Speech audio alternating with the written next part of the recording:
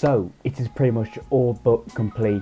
Yerson Mosquera, I think that's how you pronounce it, is going to become a Wolves player. So yeah, as always, just like the Bruno Lage video done, basically I'm just going to be giving my opinion on it, what I think about it, the transfer, what kind of positions he would play, and just pretty much all about him and what he's about really. So yeah, if you do enjoy this, then make sure you subscribe as always, like the video. Yeah, we're just going to get straight into it.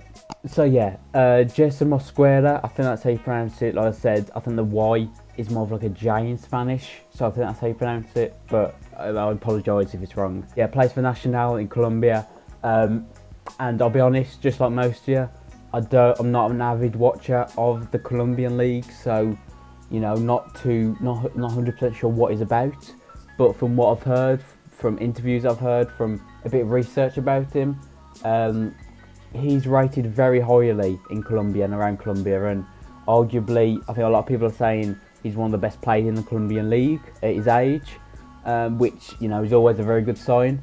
And I think that the price tag is, I'm not 100% sure, it's like 4.5 to like 6 or something million.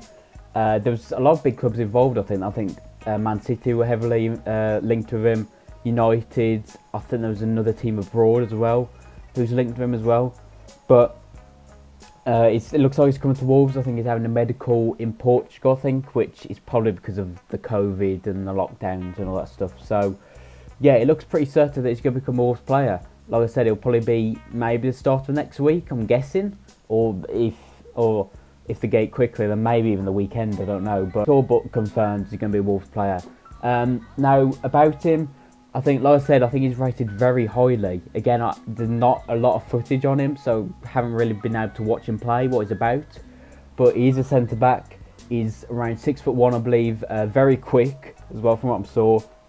He looks a bit lanky, you could say, in a way, but I think I've heard that, you know, that was one of his weaknesses, and he's improved a lot on his strength and stuff, which, coming from the Colombian league to the Premier League, you know, it's going to be a big ask and a big step up.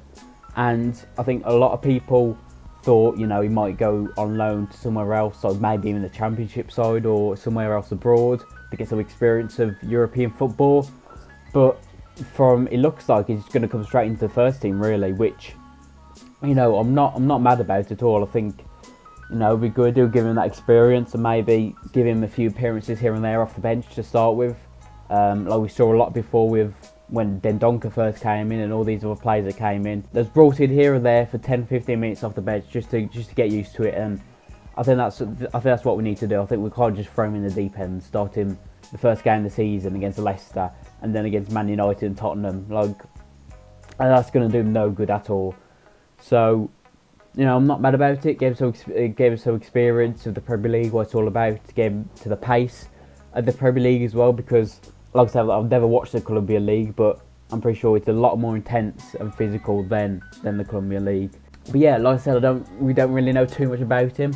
Again, haven't really seen him play, but again, rated really highly around Colombia and stuff like that. And a lot of people saying that at his age now, which is 20, a lot of people are saying that he's a lot better than Yerson, a lot better than Davinson Sanchez as well. And you know, they're both in the Premier League now and very good defenders as well. It's actually quite an exciting signing. It's not really much of a risk for what, 5 million. It's not really much of a risk, and plus he's still so young. So, you know, getting developed, and who knows, he could become one of our best centre backs. Good that our first signing is a defender, because I think that centre back is, you know, the key role that we need to strengthen this summer. Definitely bringing Mosquera in is very good, a very young option, but I also think we probably need one more, maybe a Premier League experienced one, or definitely a European experienced one.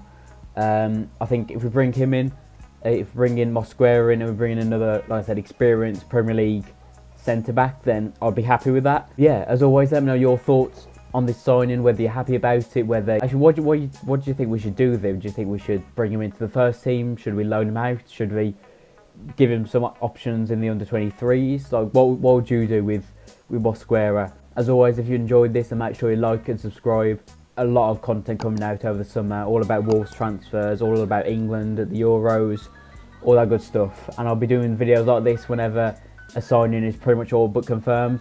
So yeah, come back when another transfer's near. But yeah, thank you all for watching. I really appreciate it. My Instagram and Twitter are down below as well, so go follow them. Really appreciate all the support recently. And yeah, thank you all for watching, and I'll see you in the next one.